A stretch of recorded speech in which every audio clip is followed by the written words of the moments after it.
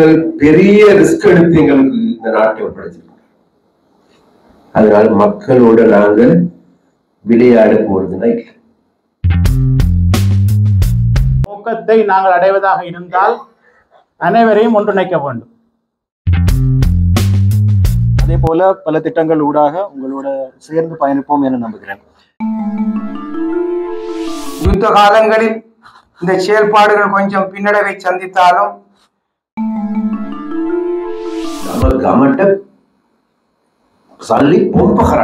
பனையிலிருந்து வைனை உருவாக்குறதுக்கான முயற்சிகள், பியர் உருவாக்குவதற்கான முயற்சிகள்,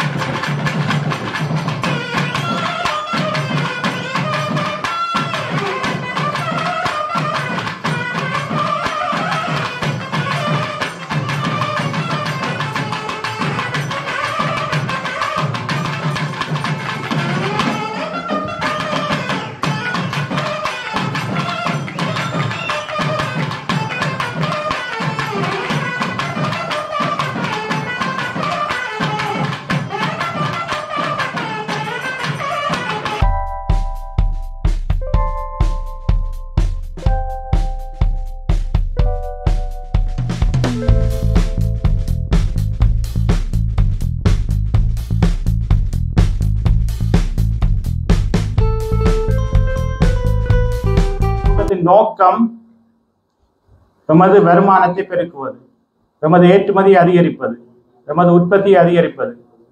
எல்லாவற்றுக்கும் முதல் காரணம் அது வருமானத்தை அதிகரிக்க வேண்டும். வருமானத்தை அதிகரிப்பது யார் என்று பார்த்தால் எமது ஏற்றுமதியாளர்கள். இவ்வளவு காலமும் நடைபெற்ற இந்த சந்திப்புகள் உற்பத்தியாளர்களை சென்றடையவில்லை.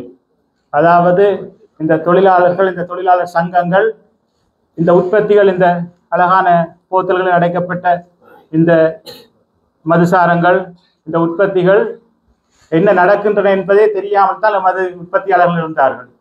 அவர்கள் கல்லை இறக்கி கொண்டு வந்து இந்த சங்கங்களுக்கு கொடுப்பதோடு நின்று விடுவார்கள். உண்மையில் இது என்ன நடக்கிறது என்பது அவர்களுக்கு தெரியாது. இந்த திக்கம் விஷயம் கடந்த காலத்தில் பேசுபொருளாக இருந்தது.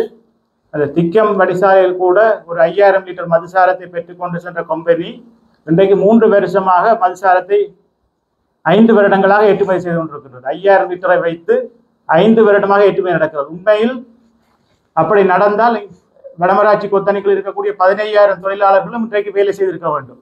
ஆனால் இன்றைக்கு 15000 தொழிலாளர்கள் சுருங்கி 500 என்ற அளவுக்கு வந்து விட்டார்கள். இதே நிலைமை நான் ஒரு மாத ஒரு விஜயம் ஒன்றை மேற்கொண்டிருந்தேன். சகல சங்கங்கள், உற்பத்தியாளர்கள் எல்லோரையும் சந்தித்தேன். சாவகச்சேரிக்கு போனால் நல்ல தொழில் வளம் இருக்கின்றது, உற்பத்தியாளர்கள் இருக்கின்றார்கள். கடந்த வருடம் 3000 பேர் உற்பத்தி செய்த இடத்தில் இந்த வருடம் 167 பேர் தான் அந்த எக்ஸைஸில் பதிந்திருக்கின்றார்கள். அவர்களும் பல்வேறு இடர்பாடுகளோடு. அப்போ எவ்வளவு தூரம் அந்த உற்பத்தி துறை சுருங்கி போயிருக்கின்ற போது தனியே எமது ஏற்றுமதியாளர் கூட்டத்தையோ அல்லது சந்தைப்படுத்தும் கூட்டத்தையோ கொழும்பில் நடத்தி கொண்டிருப்பது பயனில்லை. அடுத்த வருடம் அவர்கள் இந்த மெட்ட கம்பெனி செய்த மாதிரி பனம்பொருள் லேபிளை அடித்து போட்டு தென்னஞ்சாராயம் விற்க வேண்டிய நிலைமைக்கு தான் தள்ளப்பட்டிருக்கின்றார்கள். அப்பொழுது 94ஆம் ஆண்டு கிட்டத்தட்ட 1 லட்சம் தொழிலாளர் வேலை செய்த இடத்தில் இன்றைக்கு பதிவில் இருப்பவர்கள் 6000-7000 பேர். வார வருஷம் கிட்டத்தட்ட ஒரு 600-700 பேர் தான் தொழில் செய்ய போகிறார்கள். இதை வைத்து இந்த உற்பத்தியை எவ்வாறு அதிகரிப்பது? அதனால் நாங்கள் முடிவெடுத்தோம், இந்த நோக்கத்தை நாங்கள் அடைவதாக இருந்தால் அனைவரையும் ஒன்றிணைக்க வேண்டும். அதாவது பனை ஆராய்ச்சி நிலையம் இருக்கின்றது, பனை அபிவிருத்தி சபை இருக்கின்றது, பனை தென்னை கூட்டுறவு சங்கங்கள் இருக்கின்றன, எமக்கு தனியான ஒரு அமைச்சு இருக்கின்றது, ஏற்றுமதியாளர்கள் இருக்கின்றார்கள். இதைவிட இந்த கைப்பணி உற்பத்தியில் கைதேர்ந்தவர்கள் இருக்கின்றார்கள்.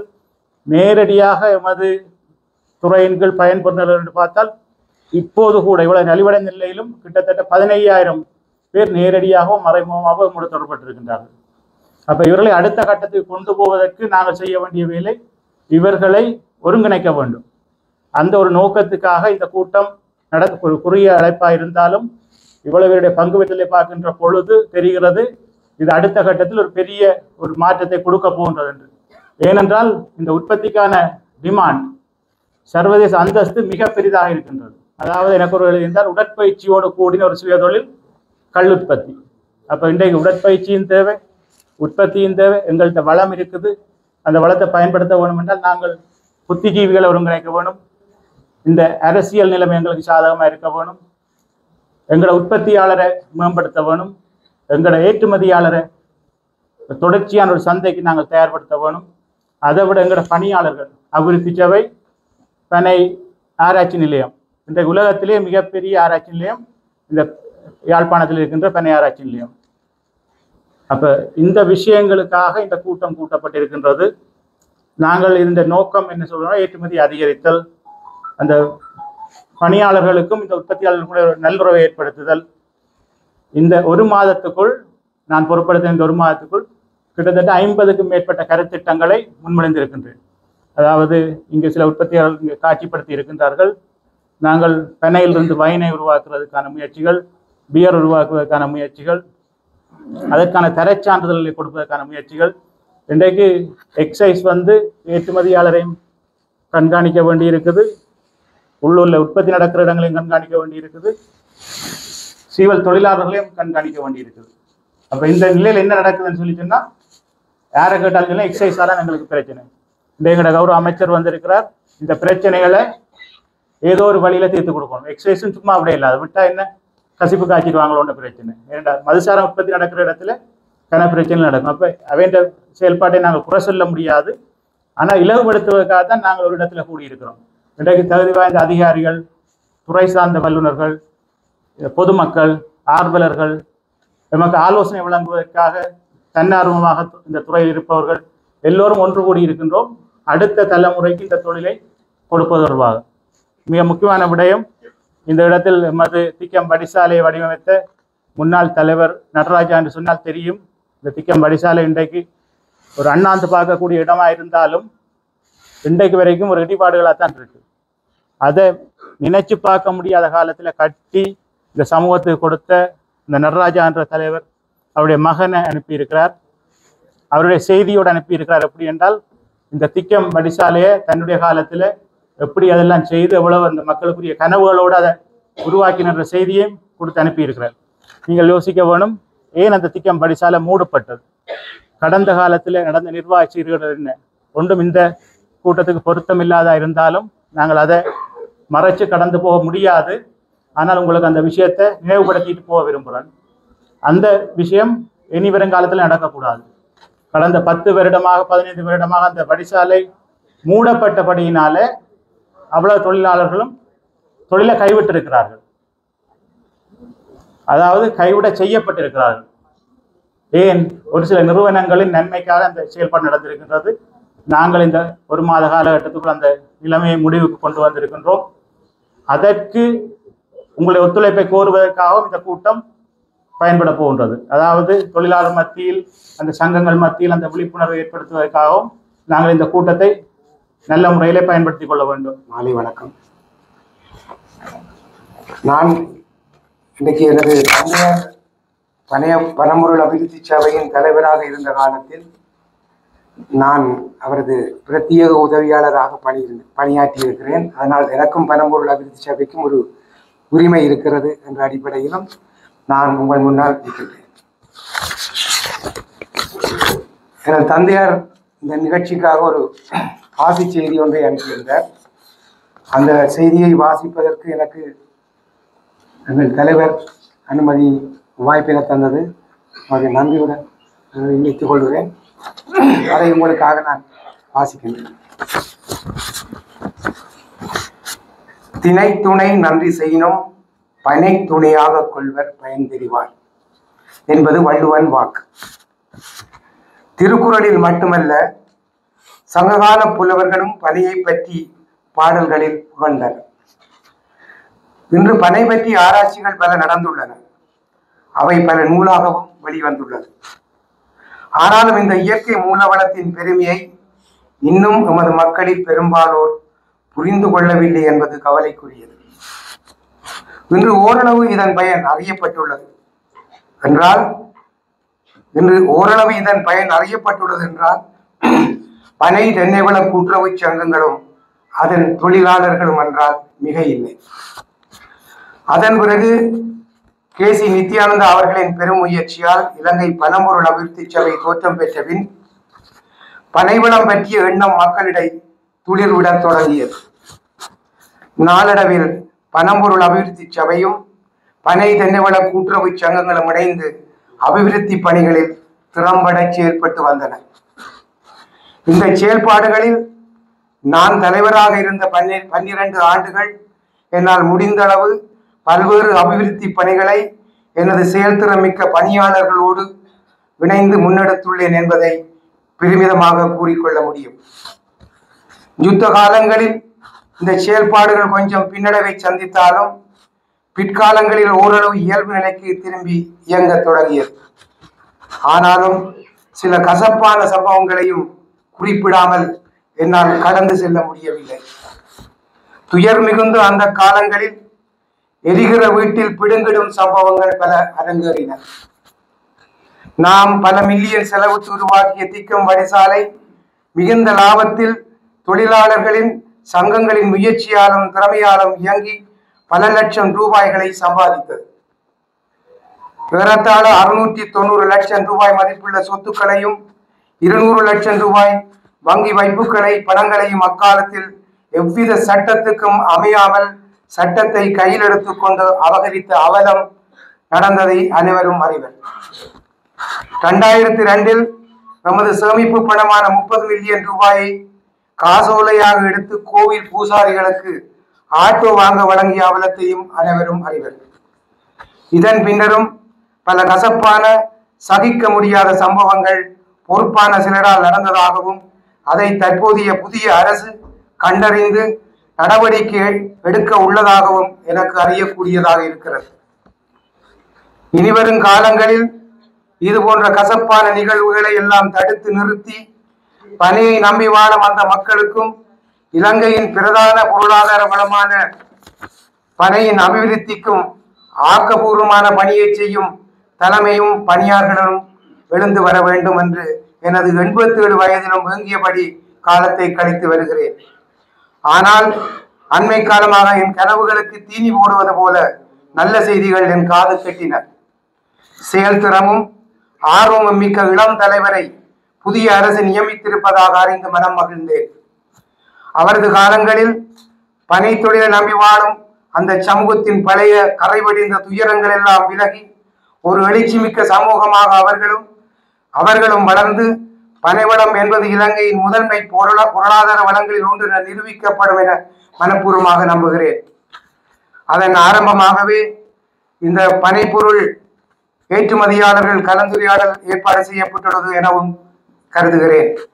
அந்த கலந்துரையாடல் பல ஆக்கப்பூர்வமான விடயங்களை உள்ளடக்கியதாக அமைய வேண்டும் என்றும் புதிய தலைவரோடு பனை அபிவிருத்தி சபையின் செயல்திறமிக்க பணியாளர்களும் பனை தென்னவள கூட்டுறவு சங்கங்களும் சமாசமும் உறுதுணையாக இருந்து செயல்பட வேண்டும் எனவும் பரிவோடு கேட்டுக்கொள்வதோடு நாளைய உலகம் நமக்கானது என்ற நம்பிக்கையோடு வாழ்த்தி விடைபெறுகிறேன் என்று உங்கள் சேவகன் கானா நடராஜா, முன்னாள் தலைவர், பனை அபிவிருத்தி சபை. நன்றி.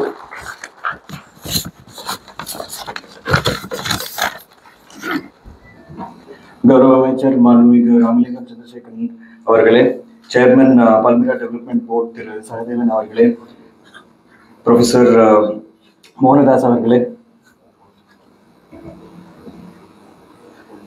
ஜாஃப்னாஜியே, பிரதீபன் அவர்களே, கௌரவ அதிதிகளே, உங்கள் அனைவருக்கும் இனிய வணக்கத்தை தெரிவித்துக் கொள்கிறேன். Honorable Minister and esteemed guests, a very good afternoon to all of you. It is with great pride and enthusiasm that I stand before you at this annual Exporters Meet of Palmyra Development Board, where we gather to celebrate the progress, discuss opportunities, and chart the future of an industry deeply rooted in our heritage. Palmyra, a versatile tropical tree, holds significant economic, cultural, and ecological value, especially in South Asia. குறிப்பாக உங்களோட இணைந்து பயணிப்போம். பர்மீரா research institute இந்திய நிதி உதவி மூலமாக develop செய்யப்பட்டிருக்கு அப்படிங்கிறது உங்களுக்கு அனைவருக்கும் தெரியும். அதே போல பல திட்டங்கள் ஊடாக உங்களோட சேர்ந்து பயணிப்போம் என நம்புகிறேன். அனைவருக்கும் உங்களுக்கு பாராட்டுகள் மற்றும் வாழ்த்துக்களை தெரிவித்துக் கொண்டு விடைபெறுகின்றேன். நன்றி, வணக்கம். மலை அபிவிருத்தி சபையின் தலைவர் அவர்களே, அதே போன்று இந்திய துணை தூதர் அவர்களே, அதே போன்று யாழ் மாவட்ட அரசாங்க அதிபர் அவர்களே, அதே போன்று ஆளுநர் செயலகத்தின் செயலாளர் அவர்களே, அதே போன்று ஏனைய சங்கத்தினுடைய தலைவர்களே, அதே போன்று இங்கு வருகை தந்திருக்கின்ற அன்பார்ந்த சகோதர சகோதரிகளே, உங்கள் எல்லோருக்கும் எனது நன்றியையும் வாழ்த்துக்களையும் தெரிவித்துக் கொண்டு ஒரு சிறிய உரை ஒன்றை ஆற்றலாம் என்று நினைக்கின்றேன். அதில் ஒரு முக்கியமான விடயம், இப்பொழுது எனக்கு முன்பு இங்கு பேசியவர்கள் குறிப்பிட்ட விடயங்கள். அந்த விடயங்கள் மிகவும் முக்கியமான விடயமாக நான் கருதுகின்றேன். தனது உற்பத்தியை வெளியிடுகின்ற அல்லது அந்த உற்பத்தியை ஊக்குவிக்கின்ற ஒரு சிறந்த ஒரு செயற்பாடாக திருவாளர் விக்டர் அவர்களுடைய செயற்பாடு. விக்டர் அவர்களை நான் புகழ்கின்றேன் என்றால இன்றைக்குதான் தெரியும் அவர் நல்ல பேச்சாளர். நான் நிறைய சந்திச்சிருக்கிறேன், கழிச்சிருக்கிறேன். இப்படியாப்பட்ட ஒரு பேச்சாளரா தெரிஞ்சிருந்தா இந்த முறை உங்களுக்கு தேர்தலைக்கும் நான் சேர்த்துக்கிறேன். இல்லை, அதே போன்று இந்த இடத்துல நிறைய, அதாவது இந்த துறை சார்ந்த நிபுணர்கள் பலர் இருக்கின்றார். அது மாத்திரமல்ல, பல வர்த்தகர்கள் இருக்கிறார். வர்த்தக சங்கத்தினுடைய தலைவர் இருக்கிறார். அதே போல என்னுடைய பேராசிரியர் அகிலன் காதிரிகாம் இருக்கின்றார். அதே போன்று இன்னும் பல புத்திஜீவிகள் இருக்கின்றார்கள். அதே போன்று இன்னும் பலருடைய பெயர்கள் எனக்கு தெரியல, இருந்தால் முகங்களை பார்க்கின்ற பொழுது மிகவும் ஒரு மகிழ்ச்சியாக இருக்கின்றது. அந்த மகிழ்ச்சிக்கான காரணம் ஒன்று இருக்கின்றது. உண்மையிலே இன்றைக்கு எங்களுடைய அரசாங்கம், தேசிய மக்கள் சக்தியினுடைய அரசாங்கம். அப்ப அந்த தேசிய மக்கள் சக்தியினுடைய அரசாங்கத்திற்கு யாழ்ப்பாணத்தில் வாழ்கின்ற மக்கள் யாழ் மாவட்டத்தை தேர்தல் மூலமாக எங்கள்கிட்ட ஒப்படைச்சிருக்கிறார். அப்ப இது இன்றைக்கல்ல, உங்களுக்கு தெரியும், செப்டம்பர் மாதம் 21ஆம் தேதி தோழர் அனுர ஜனாதிபதி ஆகின்ற பொழுது எங்களுக்கு இந்த பிரதேசத்தில் கிடைத்தது வெறும் 28,000 வாக்குகள். ஆனா அது அன்றைக்கு நான் சொன்னேன், அதாவது வாக்கு வீத அதிகரிப்புல, சதவீத அதிகரிப்புல இலங்கையிலே முதலாவது இடம் யாழ் மாவட்டம். அதற்காக நான் அன்றைக்கு யாழ் வாழ் மக்களுக்கு எனது நன்றி நான் தெரிவித்தேன். அதற்கு மேல பலர் இருந்தான். ஆனால் எனக்கு ஒரு நம்பிக்கை இருந்தது. அந்த நம்பிக்கையின் அடிப்படையில் நான் சொன்னேன், ஜனாதிபதி தேர்தலில் எங்கள் வாக்கு வீத அதிகரிப்பு முதலாவது ஸ்தானத்துக்கு உயர்த்தி வைத்த யாழ் மக்கள் பொது தேர்தலில் எல்லா வகையிலும் முதலாவது ஸ்தானத்திற்கு உயர்த்தி வைப்பார்கள் என்று அன்றைக்கு நான் நம்பிக்கை. அதை நிறைவு செய்திருக்கின்றார்கள் மக்கள். அதனால் மீண்டும் அந்த மக்களுக்கு என்னுடைய நன்றி. அந்த நன்றி மாத்திரமல்ல, தோழர் அனுர நேற்று முதல் நாள் ஒரு ஆற்றிய உரை பாராளுமன்றத்தில், அந்த பாராளுமன்றத்தில் ஆற்றிய உரை மிக தெளிவாக ஒரு விடயத்தை சுட்டிக்காட்டார். அதை வேறு எதுவுமில்ல, மக்கள் பெரிய ரிஸ்க் எடுத்து எங்களுக்கு இந்த நாட்டை ஒப்படைச்சிருக்கோம்.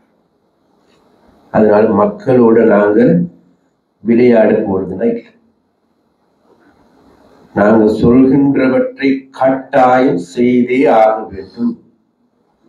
அதனை விஷயமாக நேற்று ஒரு நிகழ்வுல எங்களுடைய கட்சியின் செயலாளர் டில்வின் அவர்கள் குறிப்பிட்டார், எங்களுக்கு 159 பேர் கிடைத்ததல்ல, எங்களுக்கு 3 பெரும்பான்மை கிடைத்ததல்ல, எனக்கு இல்ல பெருமை, யாழ் மக்கள் எங்களை அங்கீகரித்திருக்கிறார். அதுதான் எங்களுக்கு கிடைக்கின்ற வெற்றி, அதுதான் எங்களுக்கு கிடைக்கின்ற பெருமை. அது சம்பந்தமாக தான் நாங்கள் மகிழ்ச்சி அடைகிறோம். அந்த மகிழ்ச்சியை நாங்கள் வெறுமனே வெளியிட இல்லை, நிச்சயமாக அந்த மகிழ்ச்சிக்குரிய காரணத்தையும் நன்கு நாங்கள் புரிந்து கொண்டிருக்கின்றோம். யாழ் மக்கள் தந்த தகவல்களை நாங்கள் புரிந்து கொண்டிருக்கின்றோம். அதனால் இந்த யாழ்ப்பாணத்தை புனர் நிர்மாணம் செய்கின்ற பணிக்கு எங்களுடைய முழு அரசாங்கமும் செயல்படும் என்பதில் இந்த இடத்துல உறுதியாக நான் கூறுகிறேன். அதே போன்று எங்களுக்கு எல்லாருக்கும் தெரியும், இந்த பணைய அபிவிருத்தி சபை சம்பந்தமாக எடுக்கின்ற போது ஒரு சில நிலைகள் மீன்பிடி அமைச்சராக இருந்து கொண்டு பழைய அபிவிருத்தி பற்றி பேச போறார். இல்ல, அப்படி நான் இன்றைக்கு 10 வருடங்களுக்கு மேலாக யாழ்ப்பாணம் 10 வருடங்களாக நான் செல்லாத இடங்கள் இல்லை, செல்லாத கிராமங்கள் இல்லை, சந்திக்காத ஆக்கள் இல்லை, பெருவாரியான ஆக்கள் சந்திச்சிருக்கோம். அப்ப அந்த சந்திக்கின்ற போதுதான் அடிக்கடி சொல்லுகின்ற ஒரு வார்த்தை, நான் ஏழவில் படிக்கின்ற போது பண்டாரவரையில் எங்களோட தமிழ் ஆசிரியர் சொல்வாரு, டேய் யாழ்ப்பாணத்தை தெரியமாடா, தெரியாது சார், யாழ்ப்பாணம் என்பது மாற்று கருத்துக்களின் ஊற்றுடாவார். யாழ்ப்பாணம் என்பது மாற்று கருத்துக்களின் ஊற்று அப்படிவார். அது மாத்திரமல்ல, பள்ளிக்கு கலை சம்பந்தமாக, இலக்கியம் சம்பந்தமாக, இலக்கணம் சம்பந்தமாக, நடனமா, கூத்துக்களா, இதுகளை பத்தி அவர் பேசுகின்ற பொழுது நாங்கள் வாயை திறந்து கொண்டு கேட்டுக்கொண்டிருக்கோம். அவர் பெரிய ஒரு ஆண்மை, அந்த ஆண்மை இன்னைக்கு இல்லை. இருந்த போதிலும் கூட நானும் இந்த கடந்த 10 வருடங்களாக இந்த பிரதேசத்தில் இருக்கு. இப்பயும் கூட அண்மையில பல்கலைக்கழகத்துல சில ஆசிரியர்களை சந்திக்கின்ற போது எங்களோட ஆசிரியர் இப்படி சொன்னாரு, ஆனா கடந்த 10 வருஷமா தேடிக்கொண்டிருக்கின்ற அந்த மாற்று கருத்துக்களின் ஊற்று எங்கடான தேடிக்கொண்டிருக்க, இன்னும் கிடைக்கவில்லை. ஏன்னா அந்த ஆளுமிக்க சமூகம் இன்றைக்கு கேள்விக்குறியாக எல்லா வகையிலும் சிதைக்கப்பட்டிருக்கும்.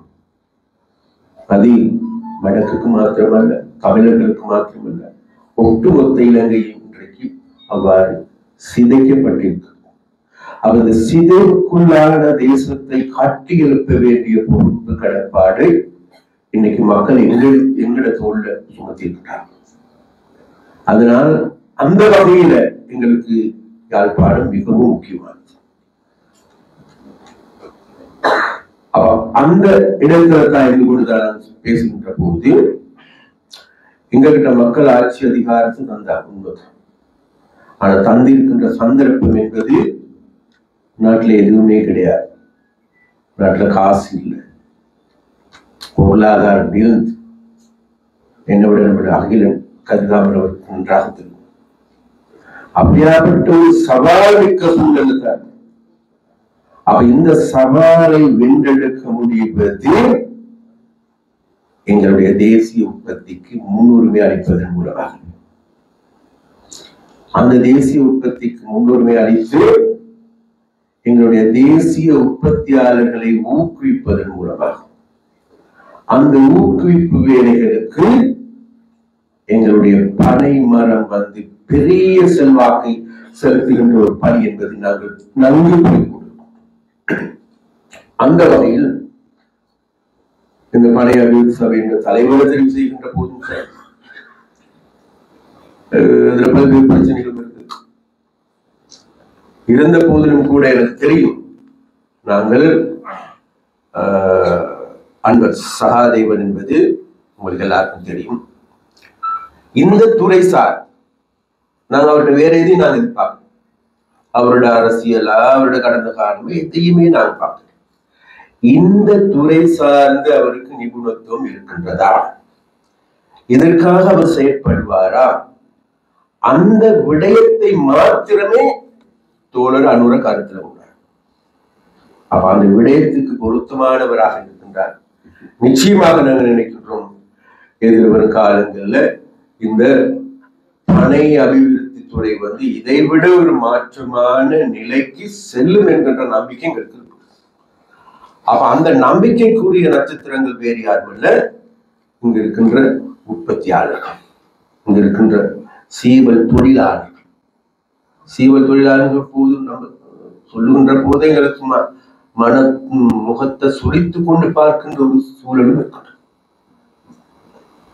அந்த காலத்துல உங்களுக்கு தெரியும், நம்மள சாம்பியன் செய்யறாங்க, அது இல்லாம வைன் செய்யறாங்க.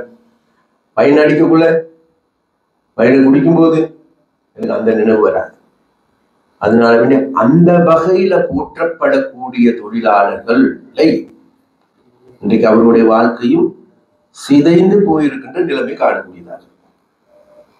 நான் எல்லா இடங்களிலும் தேடி பார்க்கின்ற பொழுது சீவ தொழிலாளர்களா, வீடு இல்லை அல்லது வேறு துர்நடத்தைகள் அல்லது வேறு விதமான குற்றச்செயல்கள் எல்லாம புரிகின்றது எங்கு எவ்விடம் என்று தேடி பார்க்கின்ற பொழுது இந்த மக்கள் மத்தியில் அதே போன்ற பல மக்களுக்கு இருக்கின்றார். அதனால நாங்க இன்றைக்கு தோழர் அனுர் ஒரு வார்த்தை சொன்னார், எங்களோட அடிக்கடி சொன்னார். அதாவது நாங்கள் எதிர்வரும் காலங்கள்ல அதாவது கிராமத்தை நோக்கி நிதியை பார்சலாக செலுத்த வேண்டும். கமட்ட சல்லி பொம்பகராண்டு எங்கிட்ட கிராமங்களை காட்டியிருப்பாவிட்டால், கிராமத்து மக்களுடைய வாழ்க்கையை மாற்றியமைக்காவிட்டால் எந்த உற்பத்தியோ எந்த அபிவிருத்தியும் நினைச்சும் கூட பார்க்க முடியாது நாங்கள் நம்புறோம். அதனால வேண்டிய காலங்கள்ல நிச்சயமாக நாங்கள் வடக்கில் வீழ்ந்திருக்கின்ற வடக்கை, வீழ்ந்திருக்கின்ற கிழக்கை மேலே உயர்த்துகின்ற செயற்பாட்டினை நாங்கள் முன்னெடுப்பதற்கான பாரிய திட்டங்கள் வகுத்துள்ளோம். அந்த திட்டங்கள் தான் எங்களுடைய கொள்கை பிரகடனத்தில் நாங்கள் வெளியிட்டோம். அதனால மீண்டும் எங்களுடைய கொள்கை பிரகடனத்தை உங்களுக்காக கிடைக்கிறதுக்கு நாங்கள் ஆவணம் செய்யறோம், படிங்க. அதுல இந்த பிரச்சனைகள் அனைத்தையும் உள்ளடக்கிய செயற்பாடுகள் இருக்கின்றது. அப்ப அந்த செயற்பாடுகள்ல நாங்கள் தேசிய உற்பத்திக்கு, தேசிய உற்பத்தியாளர்களுக்கு இவர்கள் வேறு யாரும் அல்ல. ஏன்னா இன்னைக்கு நாங்கள் சொல்லும் சொல்லும் பொழுது பெரிய கம்பெனியை நினைவு வருதுங்க. ஏன் நாளைக்கு அந்த கம்பெனிகளுக்கு நாளைக்கு நம்மளுடைய விக்டர நினைவு வரக்கூடாது, அப்படி தேவை இருக்குங்க. இங்க மாத்திரமல்ல, உலகமே போற்றுகின்ற, உலகத்துக்கும் எடுத்து சொல்லுகின்ற ஒரு நிறுவனமாக மாற வேண்டிய தேவை இருக்கின்றது. அதற்கு எங்களுடைய பெல்மேரா என பனை சரியான முறையில பயன்படுத்த வேண்டிய தேவை இருக்கின்றது. அப்ப அந்த வகையில நாங்கள் இந்த துறை சம்பந்தமாக மிக ஆழமாக பார்க்கின்றோம். ஆழமான உரையாடல் இருக்கின்றது. இது மாத்திரமல்ல, உங்களோட மாத்திரமல்ல, இந்த துறை சார்ந்த பல்வேறு நிபுணர்களோட எங்களோட வாரிய உரையாடலும் செய்து கொண்டிருக்கிறோம். அப்ப அந்த உரையாடல் மூலமாக இன்றைக்கு இந்த பழைய அபிவிருத்தியை மேலும் டெவலப் பண்றது எப்படி, அப்ப அதுல இன்னும் மேலதிகமாக என்னென்ன செய்ய முடியும் அப்படிங்கிற பாரிய வேலை திட்டம் ஒன்று நாங்கள் தயாரித்து கொண்டிருக்கின்றோம். அதற்கு இங்கு யாழ்ப்பாணத்தில் இருக்கின்ற பல புத்திஜீவிகள், கல்விமான்கள் அனைவரும் கலந்து கொண்டு இன்றைக்கு அதற்கு பக்கபலமாக இருக்கின்றார்கள். அந்த வகையில இன்றைக்கு நாங்கள் அவ்வாறான ஒரு வேலை திட்டத்தை நிர்மாணித்து அதற்கான முன்னுரிமை அளிக்கப்பட வேண்டிய பிரச்சனைகள் என்னவென்று சரியான முறையில் கண்டு கொண்டு உண்மையிலேயே இந்த நிலைமைகளை மாற்றி அமைப்பதற்கான ஏதுவான நடவடிக்கைகளை எடுப்பதற்கு நாங்கள் தீர்மானித்திருக்கின்றோம். அப்ப அந்த நடவடிக்கைகள் நாங்கள் எதிர்வரும் காலங்களில் நடைமுறைக்கு கொண்டு வருவோம். அப்ப அந்த அவ்வாறான நடைமுறைக்கு கொண்டு வருகின்ற வேலை திட்டங்களுக்கு நாங்கள் எதிர்பார்க்கின்றோம். உங்கள் எல்லோருடைய அனுரத்தோடு சொல்ற அடிக்கடி வார்த்தை சொல்றதுக்கு நாங்கள் மெஜிக்காரர்கள் கிடையாது. அதனால வந்து அலாவுதீன் அற்புத விளக்கும் கிடையாதுன்னா திறந்தெடு சீசைன்னு சொன்னா எல்லாம் வந்து தங்கங்களோ அல்ல டொலரோ கொட்ட போறது இல்லை. மக்கள் தான் எங்களுக்கு மக்கள் நினைப்பார்களாக அந்த மக்களுக்கு நம்பகமான ஆட்சி ஒன்று இருக்குமாக இருந்தால், அது ஊழல் மோசடி இல்லாததாக இருக்குமாக இருந்தால் நாங்கள் அது செஞ்சிருக்கோம். நீங்க நாங்கள் 22 கேபினட் மினிஸ்டர் இருக்கும். நான் ஒரு கேபினட் மினிஸ்டர் தான் இருக்கேன். போலீஸ்காரங்க வந்திருக்கிறாங்க. நாங்கள் வந்திருக்கிற வாகனம் தேவைப்பட்டது கிடையாது. 22 பேர் தான் இருக்கா போலீஸ் பாதுகாப்பு எடுக்கல. போலீஸ் பாதுகாப்பு எடுக்கல, சொகுசு வாகனங்கள் எடுக்கல, V8 எடுக்கல. V8 எடுக்கக்கூடாதுன்றதுக்காக இல்லை, V8 எடுக்கக்கூடிய நிலைமையில நம்மளோட நாடு இல்லைன்னு அதுக்கு நிராகரிச்சிருக்கோம். அது மாத்திரமே எங்களோட சம்பளத்தையும் நாங்கள் எடுக்கிறோம். சம்பளத்தை பொது நிதி திட்டம் வைக்கிறோம். அப்ப அந்த வகையான செயற்பாடுகளை ஆரம்பிச்சிருக்கிறோம். அதனால வந்து எங்களை நாங்க சொல்றோம் என்னன்னு கேட்டா, வேலைகள் செய்து கொண்டு போகின்ற போது குறைபாடுகள் வரலாம். அப்ப அந்த குறைபாடுகளை குறை நிறைகளை நிவர்த்தி செய்ய வேண்டி, அதை சுட்டி காட்ட வேண்டி, அதை தட்டி கேட்க வேண்டிய பொறுப்பு உங்களுக்கு. மக்கள் தான் எங்களுக்கு பிரதானமா. அதனால இந்த மக்களை எங்க கைவிட்டால் அந்த மக்களை நான் கைவிட போறதுன்னா இல்லை. குடித்துக் கொண்டிருக்கின்றோம், மக்களும் எங்களை பற்றி கொண்டிருக்கின்றார்கள். அந்த மக்களோடைய சேர்ந்து வீழ்ந்து இருக்கின்ற எமது நாட்டையே மேலே காட்டி எழுப்புகின்ற செயற்பாடுகளை முன்னெடுப்போம் என்கின்ற உறுதிமொழியும் வழங்கிக் கொண்டு, அதே போன்று இந்த பனைத்துறைய மாத்திரமல்ல, நாங்கள் எல்லா துறைக்கும் கைவிட்டிருக்கோம். எதிர்வர காலங்கள் எங்களோட மினிஸ்டர் எல்லாரும் பார்த்துருக்கோம். யாழ்ப்பாணத்தை நோக்கி இப்ப கடந்த வாரம் நாங்கள் முதலாவது கேபினட் கூடின பிறகு எல்லா மினிஸ்டர்மார் ஃபுல் மினிஸ்டரா இருக்கிறாங்க. வீரத்தும் இல்லை, யாழ்ப்பாணத்துக்கு எங்களோட கூடுதலான கவனிப்பு. சுகாதார அமைச்சருக்கு முன்னால் சரி, கைத்துறை அமைச்சருக்கு முன்னால் சரி, பெருந்தோட்டத்துறை அமைச்சருக்கு பெருந்தோட்டத்துறைக்கு இந்த துறைக்கு சமத்தை வித்யாரத்னம் கொடுத்திருக்கிறார். மிக டேலண்டட் பர்சன். விளையாட முடியாது. அதனாலவே எங்களுக்கு ஒரு தேவை இருக்குது. நான் கேட்டேன், இது நாள் வரைக்கும் அப்படிப்பட்ட விளையாட்டுகள் விளையாடுது. அது இந்த இனி அது எல்லாத்தையும் முடிச்சு போகணும். இனி விளையாடுன்னா இயலாது. சரி, நாங்கள் விளையாடுறது இல்லையே. நாங்கள் விளையாட்டுக்காக வேண்டி இந்த அரசாங்கத்தை கையெடுக்காது.